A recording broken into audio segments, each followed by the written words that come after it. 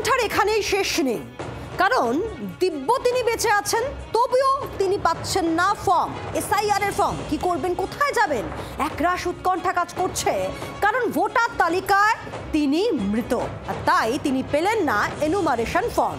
দুশ্চিন্তায় ঘুম উড়েছে মালদার রতুয়ার পরিযায়ী শ্রমিক আলী হোসেনের। বিষয়টি জানতে পেরে তার পাশে থাকার আশ্বাস দিয়েছে স্থানীয় তৃণমূল নেতৃত্ব।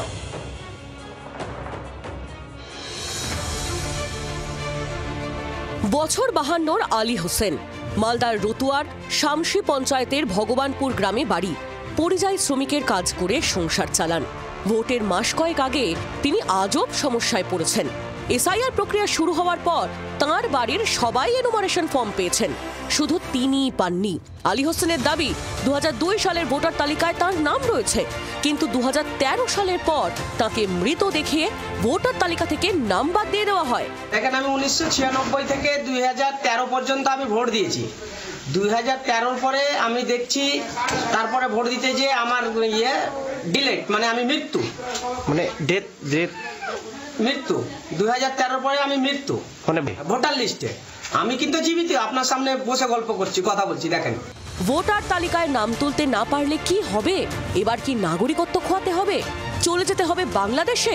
দুশ্চিন্তায় ঘুম উড়েছে আলী হোসেনের। আমি কোথায় যাব? আমাকে বাংলাদেশ যেতে হবে।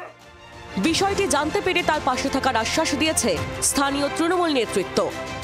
আমি আলী হোসেনকে বলবো, আপনাদের মাধ্যমে জানাতে চাই যে সে নতুন করে অনলাইনের মাধ্যমে 6 নম্বর ফর্ম ফিল আপ করুক, এবং তার যেগুলো ডকুমেন্টস 2013 যে তার ভোটার লিস্টের নাম আছে, সেই ভোটার লিস্টের পাতা সহ প্রমাণ সহ সেই বিডিও অফিসে যোগাযোগ করুক। আমার সঙ্গে যোগাযোগ করে আমি যাব, এবং ওখানকার যে ইআরও সাহেব আছে তার সঙ্গে সহযোগিতা করে তার যাতে পুনরায় ভোটার লিস্টে নাম তোলা যায়, তাই আমরা যত রকমের সহযোগিতা করতে আমরা করব।